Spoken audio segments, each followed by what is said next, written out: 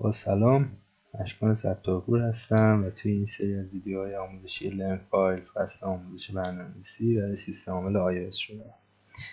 این اولین بخش از سری پیشرفته ویدیوه و توی این قسمت شما یاد میگیرید که چطور یه اپلیکیشن مالی رو طراحی کنید و همچنین کار با بانک اطلاعاتی SQLite رو یاد میگیرید. و عرض شود خدمتتون که قبل از اینکه آموزش رو شروع کنم چند نکته رو عرض میکنم خدمت دوستان. اول اینکه خیلی سوال شده بود که از چه نسخه از VMware و مکینتاش استفاده میکنم. من از نسخه 10 VMware و از نسخه 10.8.4 مکینتاش استفاده میکنم، ولی فکر نمی کنم شما اگر از نسخه های بالاتر استفاده کنید مشکلی هم بر بخورید. برای دانلود این موارد هم شما میتونید از سایت PC دانلود یا سافت 98 دانلود رو انجام بدید. من خودم از این دوتا سایت در واقع فایل رو دریافت کردم و فایل معتبرن و هیچ مشکلی هم نداره. مورد بعدی، برخی از دوستان فرموده بودن که چرا از تکنولوژی جدید اپل به جای آبجکتیو سی استفاده نمی‌کنید و چرا اون آموزش نمی‌دید. تکنولوژی سویفت که در واقع تکنولوژی جدید مایکروسافت تفاوت چندانی با آبجکتیو سی نداره و شما اگه با آبجکتیو سی بتونید کد نویسی کنید خیلی راحت و ساده میتونید از سویفت استفاده کنید. همچنین تکنولوژی هنوز در حیطه آزمایشه و اعتبار چندانی بهش نیست که پایدار باشه یا نه. پس به شخصه فعلا ترجیح میدم از همون آبجکتیو سی استفاده کنم. مورد آخر برخی از دوستان نظر دادن که چرا انقدر ساده و مبتدی آموزش میدید. خب اول اینکه این آموزش برای همه است، حتی کسایی که برنامه‌نویس نبودن الان دوست دارن برنامه‌نویسی رو یاد بگیرن. در واقع از این به بعد هم که وارد قسمت پیشرفته شدیم دیگه موارد رو اونقدر توش ریز نمیشن و بنابراین در واقع بنا رو من بر این گذاشتم که شما خودتون یه برنامه‌نویس هستید، البته این مقصود توی قسمت پیشرفته است و با مفاهیم پیشرفته یا حالا متوسط برنامه‌نویسی آشنایید. و اینکه وقتی فهمیدم که چرا پروژه پیانو و چرا ماشین حساب و اینا به درد نمیخورن و این صحبت ها، در پاسخ باید عرض کنم که در پروژه پیانو شما یاد گرفتید که در آبجکتیو سی با فایل صوتی کار کنید. یعنی اینکه شما در بازار اندروید یا سیبچه میبینید که یه آقای اومده و این نرم افزاری رو مثلا به اسم حالا ساز بندری، ساز آذری، اورگو حالا یا نامای دیگه و نرم افزارهای دیگه به قیمت حالا هر نسخه 5 تومن، 6 تومن، 3 تومن حالا داره میفروشه. اگه به تعداد فروش و قیمت توجه داشته باشید میبینید که این نرم افزار پیش و پا افتاده و به درد نخور که فکر میکنید به این صورته چقدر مفید و پرفروش هستن. در مورد ماشین حساب هم باید بدونید که توی اکثر دانشگاه مخصوصا توی دوره کاردانی اول با پروژه ماشین حساب شروع میکنن، چون توی همین ماشین حساب ساده خیلی چیزهای مفید قرار گرفته. بخش کار با فایل XML هم که این پروژه رو بهش اختصاص دادم مربوط به قسمت متوسطه بود، نه خیلی در واقع بخش از خدمتون مبتدی. برای کسی که حالا توی سطح متوسط بودن گفتیم که حالا براشون در واقع خسته کننده نباشه این ویدیو. خب از صحبت کم کنیم و به کد نویسی برسیم. وارد مکینتاش بشیم و تب رو از این حالت بردارم، از فول اسکرین درش میارم، بعد هم داکی کنار.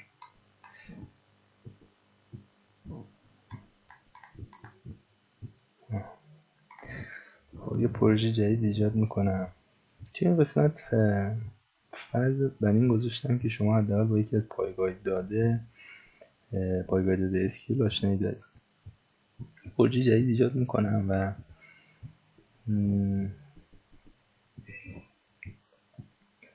این دفعه به جای سینگل ویو اپلیکیشن از تب اپلیکیشن استفاده میکنم و نیکست رو میزنم و بعد نام پروژم رو هم میذارم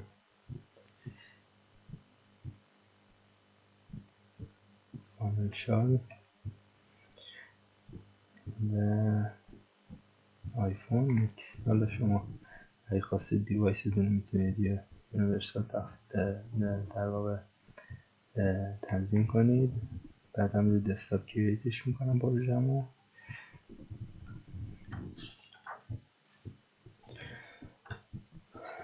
فاینانشال به معنای مالی هستش. خب حالا از این بخش ستینگ که ما وارد شدیم، اول از همه باید کتابخونه اسکیولایت رو من اد کنم به پروژه.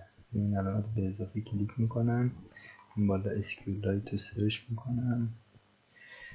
ببینید ما با این کتابخونه بالای کار داریم، اسکیولایت 3.0.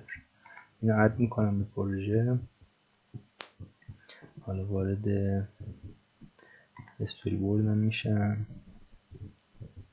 ببینید استوری بوردم به چه شکلی هست.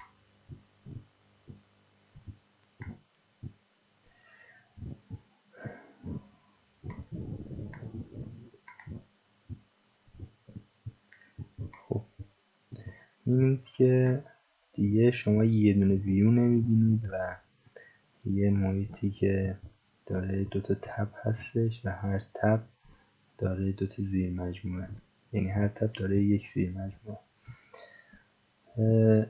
پروژه‌ای که ما در نظر گرفتیم 4 تا تب داره. یه تب اولی هست که در واقع حالت گزارشگیری داره. یه تب شما توش هزینه ها رو ثبت و عملیات ویرایش و حذف انجام میدید. یه تب هم برای درآمد هست و تب 4م هم میتونید توش مثلا درباره ما یا تماس با ما قرار بدید. خب من از این قسمت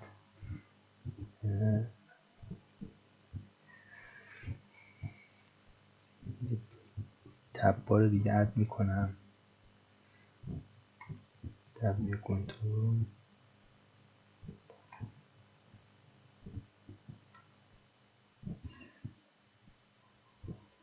اسخای میکنم. بعد اینجا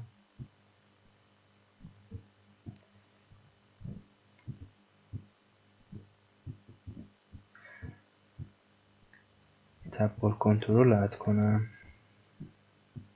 و چون یکم کاروانی سخته به خاطر اینکه من رزولوشنم با رزولوشن استاندارد ویندوز یکی نیست. خب من این کنترلش رو حذف میکنم، فقط میخوام از این دوتا زیر مجموعش استفاده کنم و از شبت خدمتتون که میتونید شما این کنترل های داخل این دوتا تب هم حذف کنید. حالا برای حذفش میتونید از این قسمت شما به اینو نیاز نداریم حذفشون میکنیم. اینم حذف میکنم و همچنین توی بالایی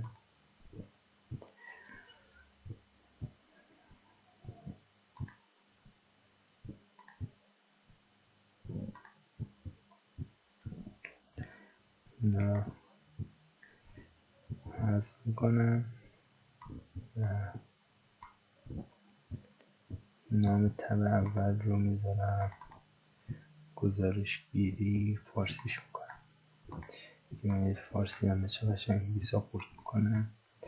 این اسمشو میذارم گزارش. خب تب دوم اسمشو میذارم در واقع هزینه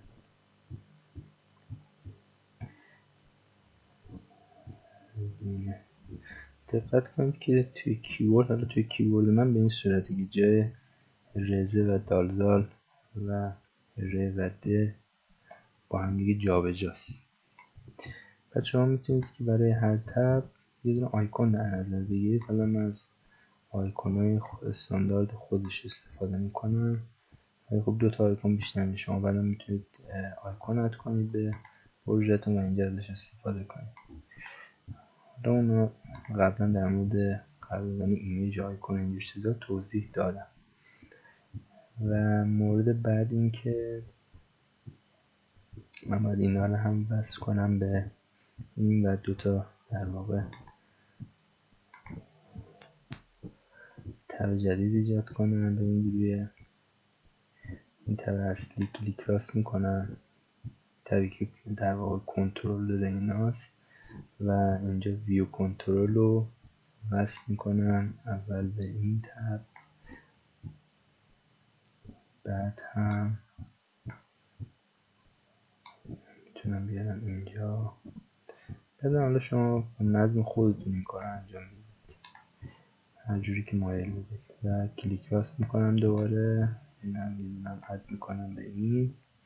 خب میبینید که هم اینجا اضافه شد. من دارم 4 تا انتخاب میکنم، هم این که اینجا میبینید که 4 تا زوم کنم که بهتر ببینید. میبینید که 4 تا زیر مجموعه داره. اینم بردارم که این بزرگتر بشه. 4 تا تب داریم اینجا. تب اول گزارش، تب دوم هزینه، تب سوم که این باشه میشه درآمد. اگر به من اجازه ویرایش بده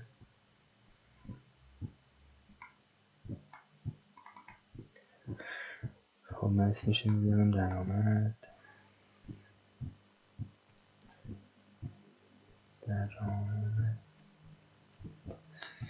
این روده یکم سخت میکنه کارو. ایمیج همون مال فرست و این یکی هم سلکتش میکنم این صورت. این اسمش میذارم مثلا درباره ما. حالا تماس با ما هم میتونید بذارید درباره ما.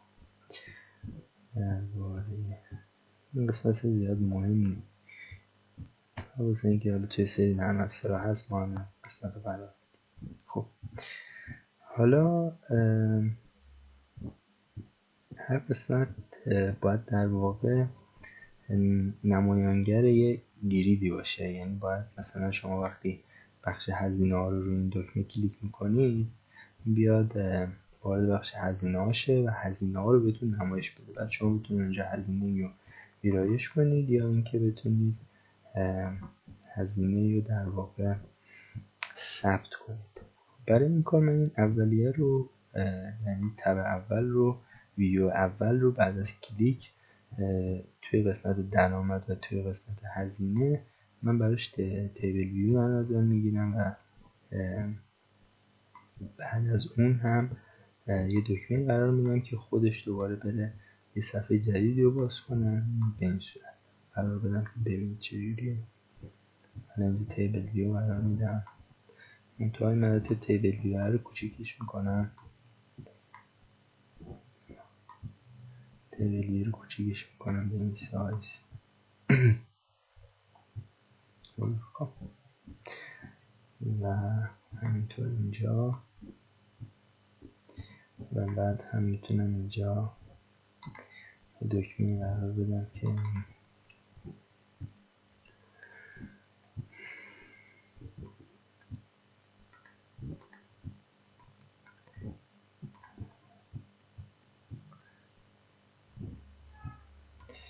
اینجا مثلا میخوام یه دکمه قرار بدم برای مثلا یه مورد جدید میخوایم اضافه کنیم. یه دکمه میذارم برای اینکه از توی این تیبل ویو بتونید شما یه مورد رکورد و حذف کنید. خب این کلیک میکنم اسمش میذارم مثلا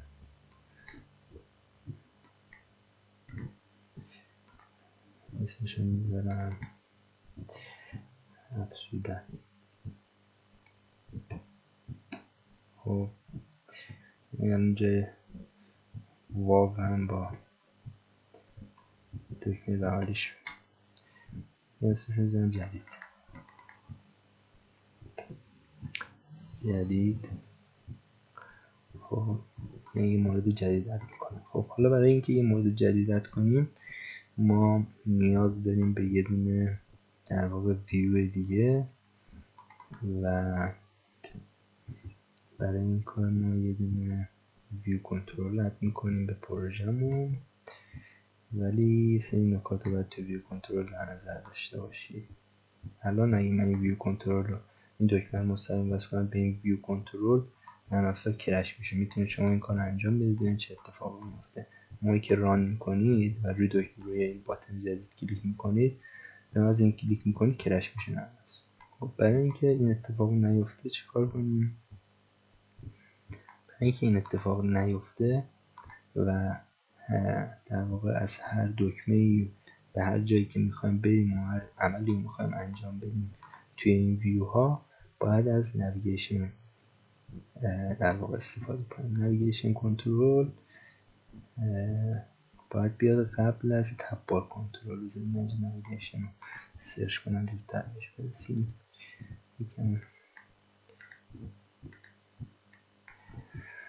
خب نویگیشن کنترل اد میکنم به پروژه. البته این بعدیش که تیبل ویو هست رو حذفش میکنم چون این به کار ما نمیاد. تیبل ویو رو حذف میکنم. این نویگیشن کنترل میارم اینجا. این فوتشی که اینجا ببینید الان وصل به این رو وصل میکنم به این نویگیشن هم و بعد هم نویگیشن رو با دکمه کنترل پایین نگه میدارم ادش میکنم روی کنترل و روی روت ویو کنترل کلیک میکنم تا این به در واقع تب بارم وصل شه. خب الان اگه من این دکمه رو به در واقع ویو کنترل جدیدم اضافه کنم وصل کنم موضوع اگه من الان اینو وصل کنم میبینید که مثلا اگه اپلیکیشن رو ران کنیم اتفاق بدی برای اپلیکیشن نمیفته. خب کنترل پایین نگه میدارم و با درگ اند دراپ سلکتش میکنم و از توی اکشن هایی که من داده من پوش رو انتخاب میکنم. اگر شما نتونستید مثلا اینجا کلیک کردید دیدید که موقعی که کلیک میکنید نمیتونید یه دکمه انتخاب کنید از این در واقع بار سمت چپ میتونید استفاده کنید. خب حالا هر در واقع بخش منظور از شود که هزینه و بخش درآمدها هر کدوم باید یه کنترل هایی روش باشه که با توسط این کنترل ها ما بتونیم مقادیری رو به بانک اطلاعاتی اضافه کنیم. خب من این کنترل رو یکی اضافه میکنم به بخش هزینه. بخش درآمد و عیناً مثل همین شما کنترل رو اضافه کنید. من این قسمت صرف نظر میکنم ازش بخاطر اینکه خیلی فیلم طولانی نشه و حوصله‌ت رو سر نره. خب یه کنترل اضافه میکنم. اول یه تکست فیلد اضافه میکنم. خب اینجا یه تکست فیلد اضافه میکنم. این تکست فیلد اول رو به عنوان هزینه در نظر میگیرم. یه تکست فیلد اضافه میکنم مبلغ هزینه و شما میتونید یه تکست هم اضافه کنید برای مثلا توضیحات. میتونم تکست فیلد اضافه کنم برای توضیحات. اگر مثلا توضیحاتتون طولانی میتونید از تکست ویو استفاده کنید. تکست ویو وقتی که مثلا چند خط بخواید توش اطلاعات وارد کنید تعداد کاراکترتون زیاد باشه میتونید از تکست ویو استفاده کنید. خب من اینا رو سایزشون هم بزرگش میکنم و دو گوشه سمت راست همچنین دو گوشه سمت چپ و داخل پلیس هولدرش که در واقع یک متنی هستش که به صورت خیلی کمرنگ نمایش داده میشه. وقتی شما روش کلیک میکنید این متن از بین میره و شما میتونید متن خودتون تایپ کنید. من اینجا کلمه عنوان رو قرار میدم. عنوان خب توی بعدی و همونطور که دیدید من راست چینش کردم، به خاطر اینکه فارسی میخوایم توش تایپ کنیم من در واقع راست چینش کردم. خب بعدی هم مبلغ. خب یه موردی که تو مبلغ باید خدمتتون عرض کنم، چون ما میخوایم اینجا عدد فقط برامون تایپ بشه، ما میایم و از قسمتی در واقع پراپرتی کیورد میایم اینجا و نامبر پد رو انتخاب میکنیم. وقتی که نامبر پد رو انتخاب کنید شما کیوردی که در اختیارتون قرار میده یه کیورد تنها عددی هست. من این قسمت سوم این هم در واقع حالا مثلا توضیحات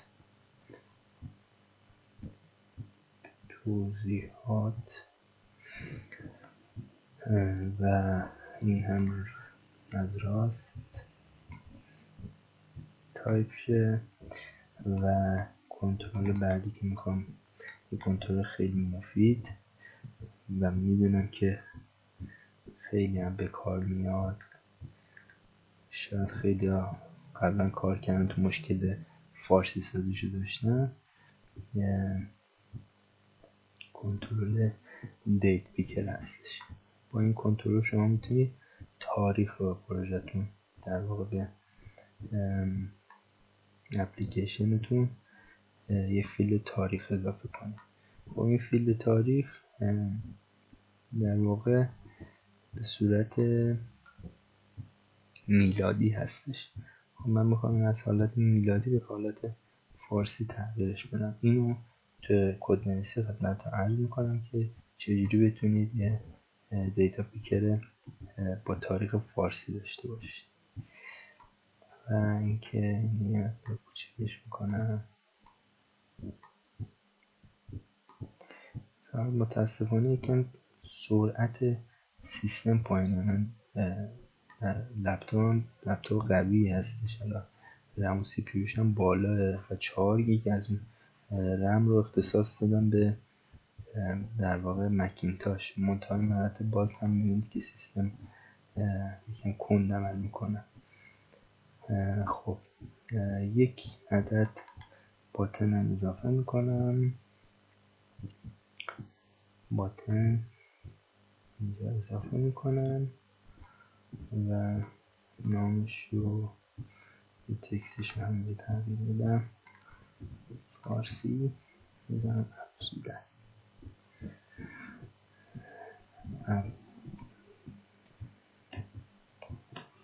خب